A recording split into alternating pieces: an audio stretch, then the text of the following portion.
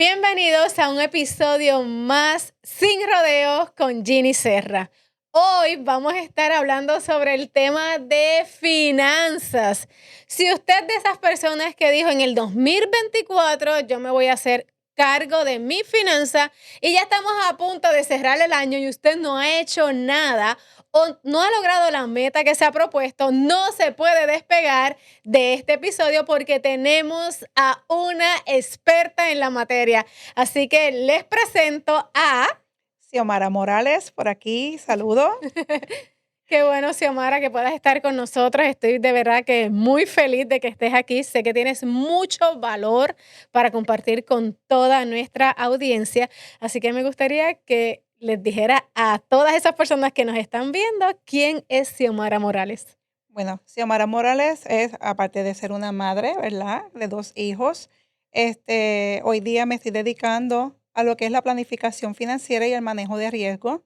Vengo de la industria bancaria, que estuve trabajando por 18 años, hasta el 2015, que fue mi último tiempo trabajando en la banca. Así que siempre he amado lo que tiene que ver con ayudar a las personas en la orientación de la finanza, lo que es el crédito, lo que es guardar chavitos, siempre le decía, ¿verdad? Así que empecé en la banca como cajera, pero tuve la experiencia a nivel de oficial de banca a trabajar en lo que son las cuentas de depósito, los certificados de depósito y con el tiempo también trabajar lo que era la área de crédito.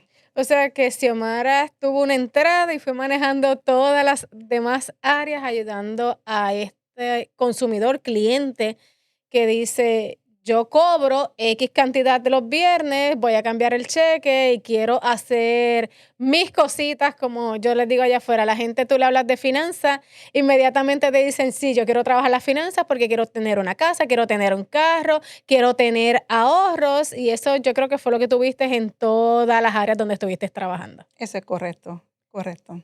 ¿Qué errores así, Xiomara me puede decir ahí a vuelo de pájaro? Porque sé que son muchísimos, que las personas cometen relacionados a sus finanzas. ¿Por qué? Porque a veces piensan que es la cantidad que yo genero. Lo que yo gano, lo que me paga mi jefe el día viernes o lo que yo puedo devengar de un negocio propio, eso es mis finanzas. Y mis finanzas van mucho más allá de un número en un cheque o un número por un trabajo que nosotros hagamos o un negocio que tengamos. ¿Qué errores tú dices que comete la gente cuando hablamos de la banca? Gastamos más de lo que ingresamos.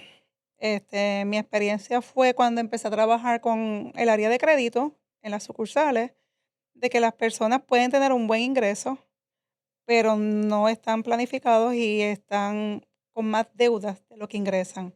Así que cuando muchas veces solicitaban un préstamo, no cualificaban porque estaban con una capacidad de endeudamiento bien alta. Ahí es donde la persona empieza a pelear con Yo él. pago bien, pero ¿por qué no me lo aprobaron? Pues porque la capacidad de pago está muy alta. Lo que le llamaban el debt to income, deuda versus ingresos, pues estaba la capacidad sobre quizás un 45 o un 60%. Vamos a estar hablando de crédito ya mismito, pero ¿cuáles son esas historias que tú puedas decir, quizás una historia que te impactó mientras tú tuviste estos 18 años de experiencia en la banca? Me impactó mucho los clientes ya, ¿verdad? Que ya están retirados. Muchas veces eran maestros retirados que tenían unas buenas cuentas de depósito. Se veía que se manejaban bien con sus finanzas. Versus teníamos también otros de quizás directores escolares que también quizás ingresaban bien, pero estaban sus cuentas de depósito casi en cero. ¿Por qué? Porque obviamente no lo manejaban. Podía tener de experiencia una persona retirada que todo lo que ingresaba de su retiro o pensión se iba quizás al casino y se gastaba. Wow. Así que la señora vivía el día a día, el mes a mes. O sea que ahí tenemos que ver el tema de la planificación, que no es lo que yo gano, sino lo que hago con lo que yo gano.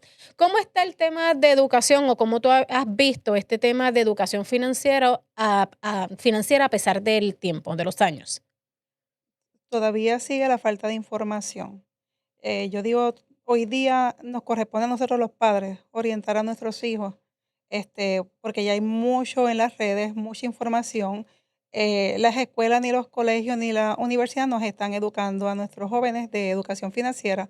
Así que nos corresponde a nosotros como padres comenzar con ese tema desde pequeño. Diría yo, una buena edad ya, desde los 8 o 9 años empezaré a hablar lo que es las finanzas o por lo menos lo que es guardar chavitos. No todo lo que nos regalan los abuelitos de regalo de cumpleaños vamos a gastarlos. Empezar a crearles conciencia de lo que es guardar y gastar en otras cositas de regalitos, de jueguitos, pero también crear conciencia. Bueno, es que yo veo un problema grande porque en los colegios no hay educación financiera, en las universidades tampoco.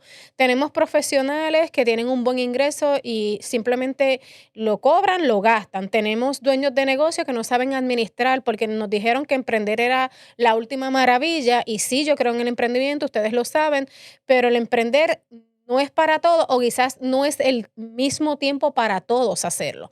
Entonces, tenemos generaciones, tenemos una generación de niños que no recibe educación financiera, pero tenemos unos padres analfabetas financieramente. Correcto.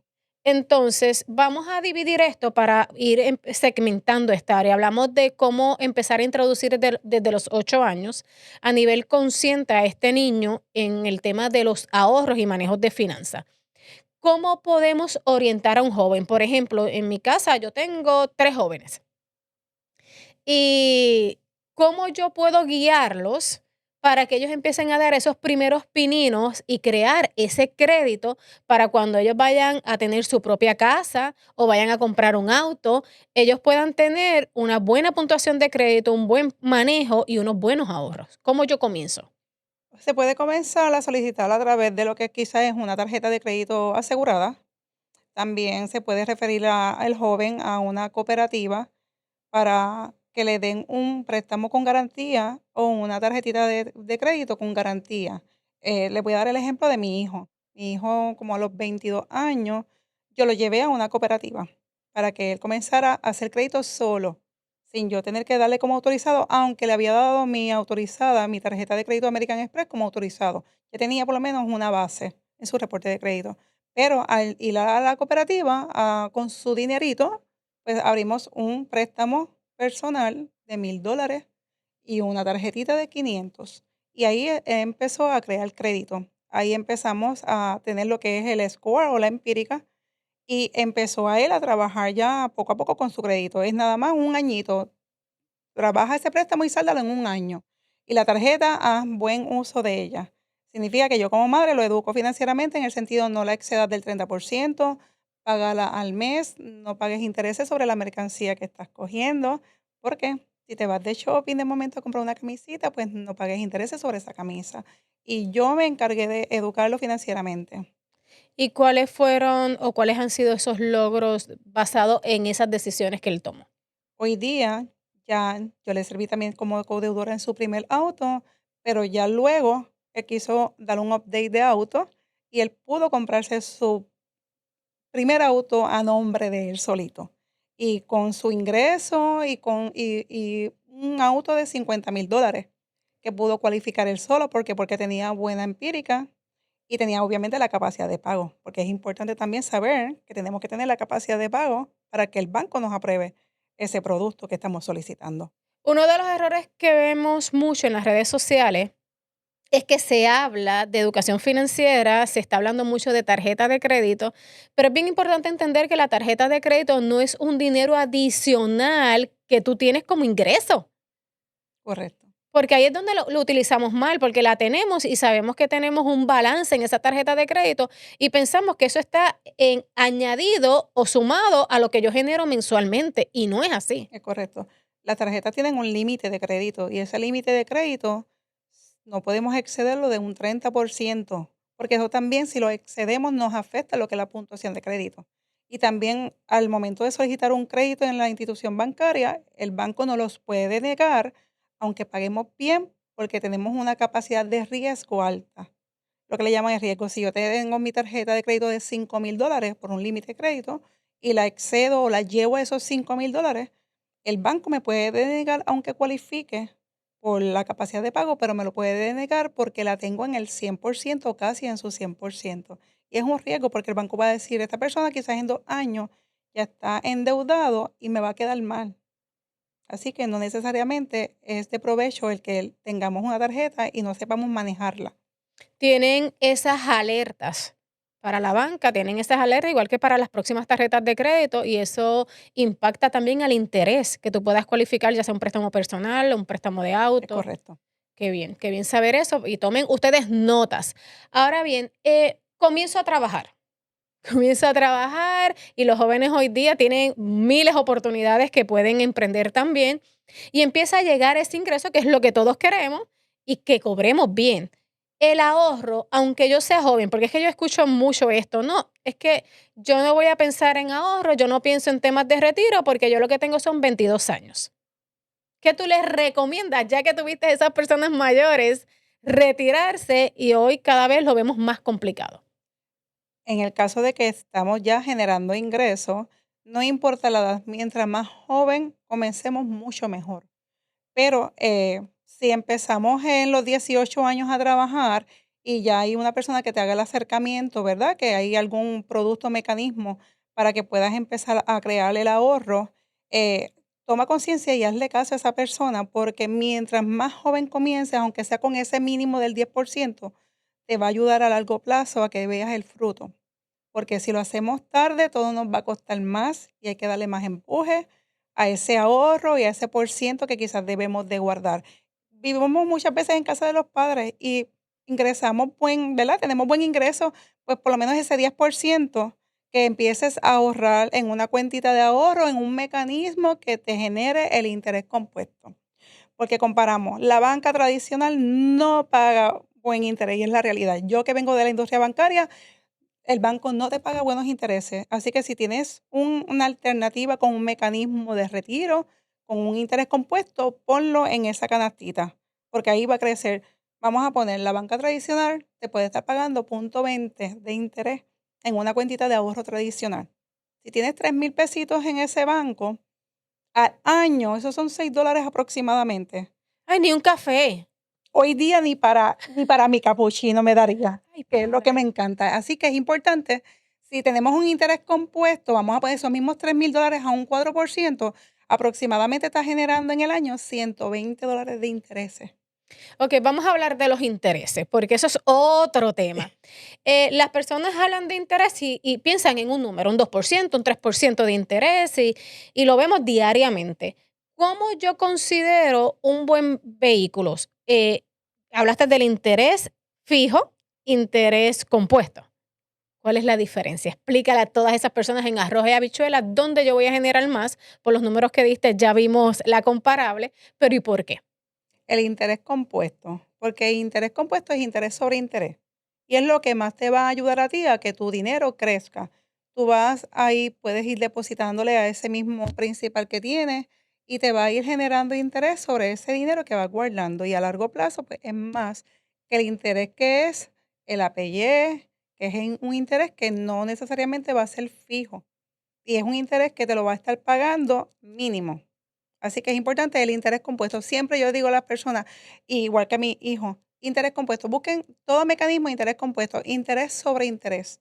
Te está pagando el 4%, quizás más adelante cambia un 5%, así que por tu dinero te va a estar generando más crecimiento que un interés regular de la banca tradicional. Entonces, queremos decir que las cuentas a corto plazo son cuentas que yo debo tener en el banco y ahí voy a depositar todo lo que voy a gastar, todos mis pagos, el agua, la luz, el teléfono, el carro, todas esas cositas y también un pequeño fondo de emergencia, pero mi dinero destinado a un ahorro, destinado a mis retiros, deberían estar siempre en vehículos de intereses compuestos. Eso es correcto. Les recomendaría siempre lo que es la banca, tener esos chavitos en una cuenta de ahorro o en la cuenta de cheque, obviamente para hacer los pagos, ¿verdad? De las utilidades, lo del día a día, y un fondo de emergencia para tenerlo accesible de 6 a 12 meses, que es lo que se recomiendan los expertos financieros, tenerlo accesible y lo pueden tener en la banca. Si lo puedes tener también un fondo de emergencia en un instrumento que pague un interés compuesto, pero bien. Pero ese dinero lo puedes tener destinado en el banco.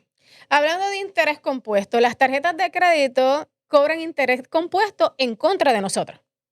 Por eso es que hay muchas personas que deben una cantidad, pagan el mínimo, el mes que viene deben el doble y termina. ¿Tú has visto personas así mayores que están endeudados con tarjetas de crédito? Es correcto. Mayores y no mayores, pero sí. porque nos enfocamos en que estamos pagando mensualmente, pero la cantidad es mínima. Y podemos estar pagando esa cantidad mínima 5 años para poder saldar ese balance que cogiste sin considerar lo que vayas a coger nuevo. Así que es importante saldarlo, si puedes, en o antes de los 30 días que cierra el ciclo de la tarjeta para que no pagues intereses sobre la mercancía que cobras, porque el interés de la tarjeta está bien alto. Sí, es como ver esto en tu contra.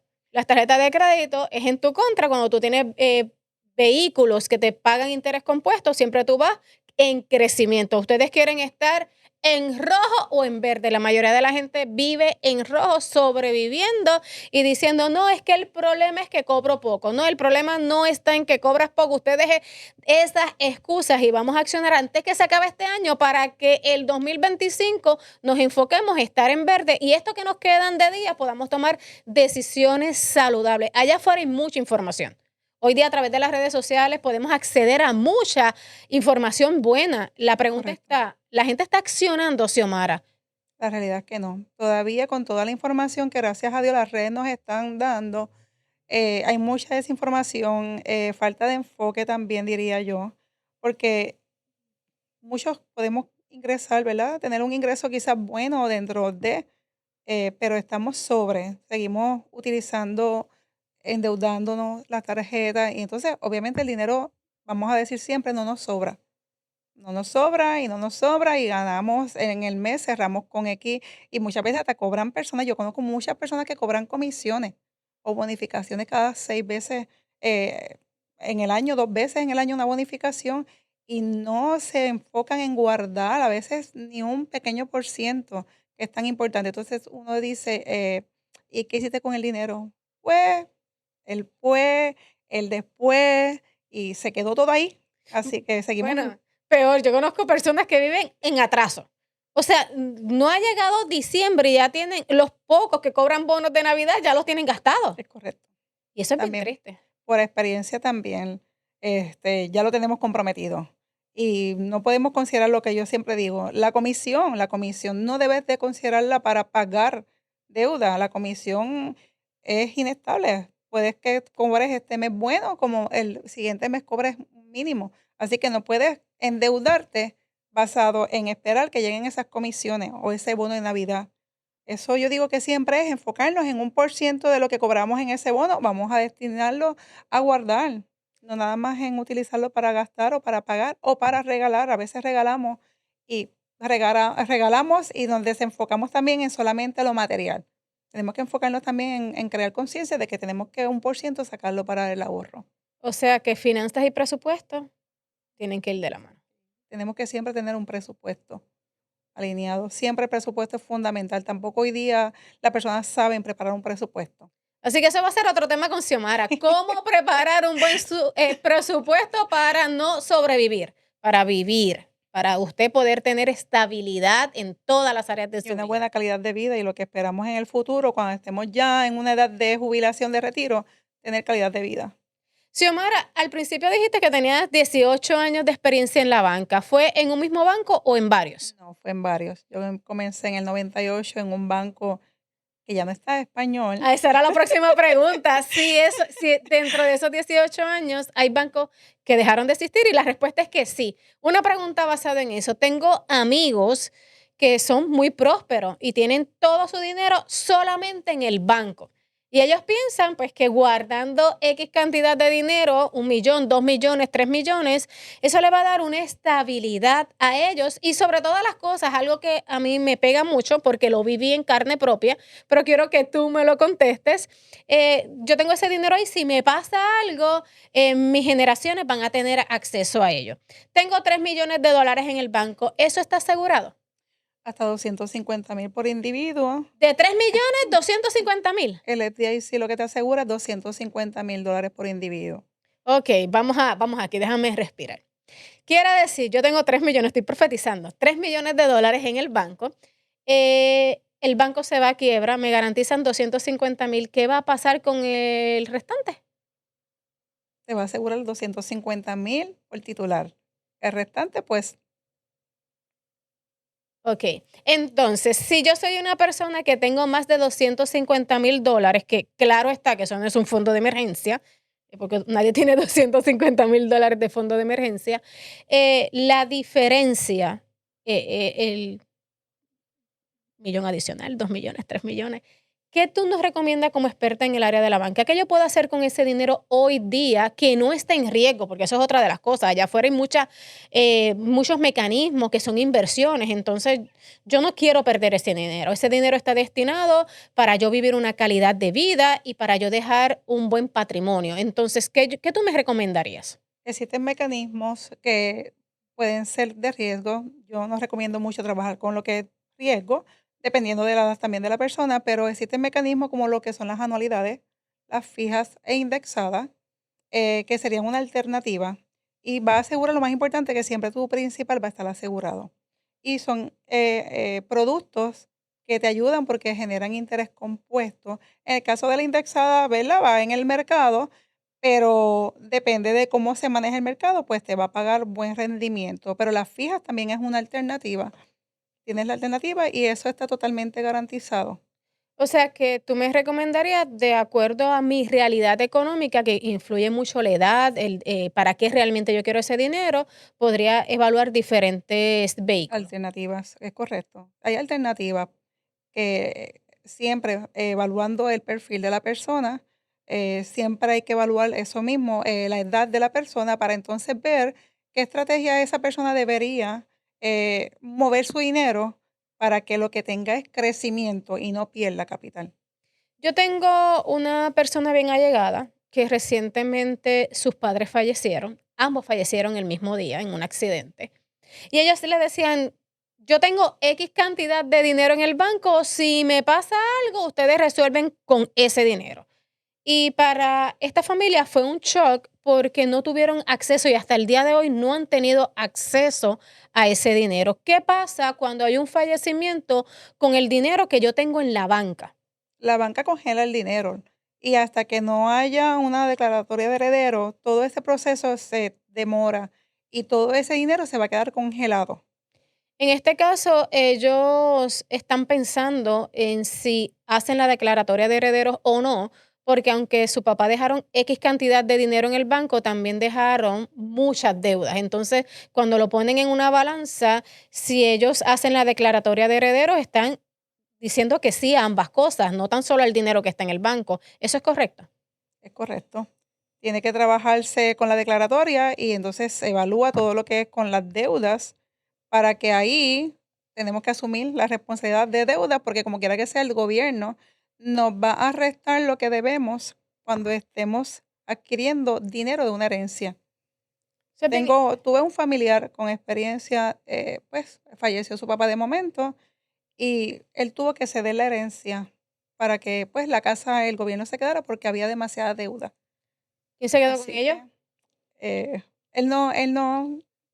recibió nada. O sea, yo como madre, y ahí eso me toca mucho, porque yo creo mucho en el legado. Y hemos trabajado y hemos hecho las cosas para que tengan continuidad. Si nosotros no somos responsables con este tema, a veces las personas mayores piensan que están dejando un patrimonio y lo que están dejando es un dolor de cabeza.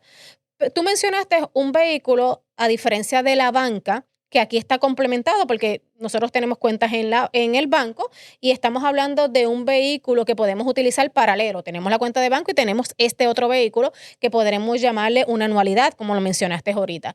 En una anualidad, si yo fallezco, ¿me pasaría lo mismo?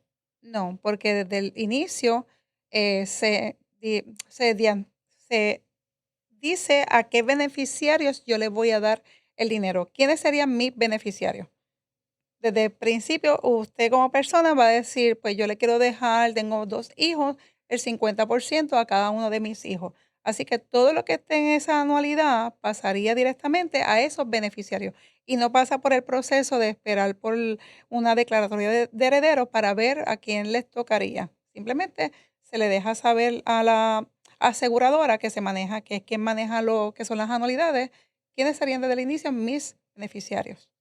Eso es bien importante, usted tome nota sobre esto porque debemos ser conscientes y establecer. Yo escuché a un gran profesional hablar sobre la escalera financiera y él decía, el problema es que muchas veces brincamos los escalones y nos escocotamos del último. Entonces, cuando nos escoquetamos del último, no nos queda otra cosa que caer al primero. Lo primero es tú poder manejar una cuenta a corto plazo. Y ahí están los bancos. Lo segundo es manejar cuentas a largo plazo donde ese mínimo 10% tú lo puedas destinar para tu retiro y entre menos edad tenga, más beneficio tú le puedes sacar a una cuenta de retiro. Correcto. Aunque si ya se te pasó la guagua, piensas tú, tranquilo, porque siempre hay opciones y siempre se puede manejar de acuerdo al caso de las personas. Yo le digo, las finanzas son como los ombligos. Son diferentes en todo el mundo, porque no es como que hay una camisa, no hay un patrón. De acuerdo a una realidad financiera se establece un plan y por eso tú decías al principio, yo me dedico a la planificación financiera y es precisamente eso. Número tres, el tercer escalón es manejo de riesgo. ¿Tú consideras que una persona promedio es consciente de manejar riesgo o es consciente de cobrar los viernes, los 15, los 30 y solamente pagar? ¿Cómo tú lo ves? Todavía seguimos enfocados en cobrar y pagar. Y no nos estamos enfocando en que tenemos que protegernos también en el presente, sea con un seguro de vida. Eh, ¿Por qué? Porque tenemos que evaluar si duramos mucho, ¿verdad? Tenemos que estar conscientes de que tenemos que ahorrar para, si duramos mucho, pues cómo vamos a vivir. Pero si en algún momento fallecemos, que no sabemos el cuándo y el momento, ¿verdad? Tenemos que estar presentes de que cómo vamos a dejar a nuestra familia. Así que el manejo de riesgos, si yo tengo todavía mi propiedad que debe 20 años, o quiero asegurar los estudios de mis hijos. Es importante planificarnos en todo el aspecto de la palabra planificación, desde el presente hasta el futuro. Y ahora entiendo que también hay seguros de vida que te permiten cubrir un primer diagnóstico. Correcto. Entonces, nosotros salimos todos los días con la mejor actitud, nos levantamos con la energía, salimos a trabajar, los días de cobro son los días más felices, pero si nos ocurre algo, un accidente, una enfermedad, una muerte, realmente, ¿qué va a pasar con nuestra familia o qué va a pasar en nuestras finanzas si nosotros no cubrimos esos riesgos? Porque no hay nadie, en la hora de la necesidad todos desaparecen. Cuando hay abundancia, mucha gente son tus amigos, pero cuando ocurren desgracias, por ejemplo, he tenido un caso de una amiga con un diagnóstico de cáncer. Ella no lo vio nunca venir, un dolor de cabeza, fue al médico, tiene un tumor, entonces le hacen todos los análisis y es canceroso. Y ella pensaba, no, es que el dinero no me alcanzaba para ponerme un seguro, no tengo ningún plan, no tengo incapacidad. O sea, sus ingresos actuales están en cero. Y es triste porque tiene que reducir dramáticamente su estilo de vida, pero también hay unas necesidades de medicamento, también hay que pagar el agua, hay que pagar la luz, necesita el teléfono y no puede. Entonces recurrimos a Facebook, a las redes sociales a pedir. Eso es triste cuando siempre y siempre vemos a la mayoría de estas personas antes o previo a unos eventos que no los planificamos, con buenas camisas, en las redes sociales con buenas alimentaciones, saliendo de viaje. Pues un poquitito de todo eso, no es que lo dejemos de hacer, de todo eso, un poquitito destinado para manejar esos riesgos, al final hacen una gran diferencia. Es correcto. Y volvemos, cuando comenzamos desde joven a planificarnos, también desde joven a adquirir un seguro de vida, por más pequeño que quizás sea, te va a salir hasta mucho más económico y te está protegiendo, como dices, en un diagnóstico, en el presente, porque vas a seguir con las deudas se siguen pagando. Todo está ahí mensualmente. Tú no le puedes decir al banco, deja de detenerme el pago de la hipoteca porque tengo un diagnóstico o vas a dejar de trabajar por meses, por lo que estás en el tratamiento. Así que es importante la planificación en todo el aspecto de la palabra, desde el manejo de riesgo con una pequeña póliza de vida, de que podemos entonces nuestras finanzas mantenerlas y sufragar esos gastos que van a ser, ¿verdad? Pues son imprevistos. También cuando somos personas de edad avanzada, eh, vemos que tampoco, o sea, no tienen un buen retiro, no tienen esos gastos finales. ¿Cuántas personas o cuántos hijos hoy día su papá fallece de repente y ni tan siquiera tienen para enterrarlo? También eso nosotros tenemos que considerarlo, porque como tú decías ahorita, yo quiero llegar hasta 100 años o más. Esa es mi proyección y yo creo que mucha gente igual. Pero no sabemos el día y la hora. Entonces no podemos ser negligentes y decir, la última la paga el diablo, porque la sorpresa que te tengo es que el diablo a la hora de pagar tampoco aparece. Aquí no aparece nadie. Todavía siguen con ese refrán y lo seguimos escuchando hoy día. Sí, eso seguimos siendo analfabetas a nivel financiero, porque yo creo que el problema nunca ha sido el dinero. Eso es una excusa, eso es un tape. Dinero siempre nosotros manejamos, más o menos siempre corre por nuestras manos, porque el dinero no está estático, el dinero está en movimiento. Entonces es la responsabilidad, es la planificación, es la mentalidad que nosotros tengamos. ¿Qué voy a hacer con ese ingreso que me está llegando? Y estamos entrando en una temporada de muchos gastos. Aquí hay Día de Acción de Gracias, empiezan los regalos de Navidad, las decoraciones de Navidad, los viajes. Quiero tener el mejor spot en las redes sociales, pero yo creo que también dentro de toda esa festividad que yo aprovecho para estar en familia, nosotros debemos entender cómo queremos cerrar el año y estamos en buen momento para hacer ajustes, porque como usted comienza, así usted lo termina. No es como que hay una página en blanco, es que usted va a arrastrarle sus buenas o malas decisiones del 2024 al 2025. ¿Qué recomendaciones tú tienes para esas personas que están diciendo, mira, Xiomara, yo comencé el año diciendo que iba a ahorrar y no he ahorrado? Que iba a tomar un curso de cómo manejar o saldar antes de tiempo mis deudas, de cómo manejar mis tarjetas de crédito, qué ajustes voy a hacer para comenzar a vivir diferente y no han hecho nada. ¿Qué tú les dirías? El mejor momento es ahora, es comenzar ya, porque siempre vamos a dejar, siempre situaciones van a surgir y siempre estamos dejándolo para mañana, mañana lo hago, mañana lo hago.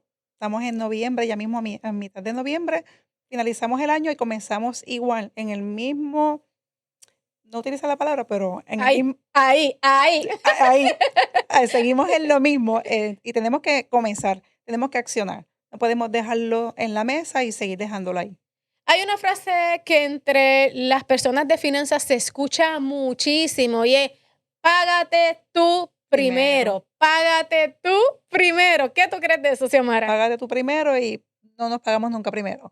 Pagamos el internet, pagamos el seguro de un celular, ¿verdad? Que tenemos el mejor, el que salió el 16 ahora, pero nunca nos pagamos primero.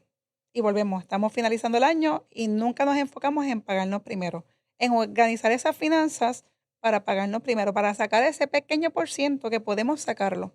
Es cuestión de tener el hábito, crear ese hábito también. Hay mucha información, esto simplemente fue por encimita, luego vamos a estar desmenuzando cada uno de de los temas. Tenemos algo importante que anunciarles, vamos a tener diferentes talleres específicos para ustedes, completamente gratis en salas privadas, para que usted reciba toda esa información personalizada. Si usted es de las personas que dice, espérate, yo tenía un concepto de la banca, ahora como que esto es diferente. Yo quiero tener cuentas de intereses compuestos. Yo quiero ver cómo puedo organizar mi retiro desde mi realidad, cómo yo puedo empezar a trabajar este tema de manejo de riesgo. Pues usted va a escribir la palabra finanzas, comenta finanzas, nada más ni nada menos. Nosotros nos vamos a estar poniendo en contacto con usted, contactándolo lo antes posible para darle toda la información y sobre todas las cosas una orientación detallada desde tu realidad. Recuerda que las finanzas, cada cual las maneja desde su realidad. Así que, Xiomara, ¿qué le tienes que decir a toda esa gente hermosa que nos vio en este podcast para que esté en contacto con usted? ¿Dónde te puede conseguir?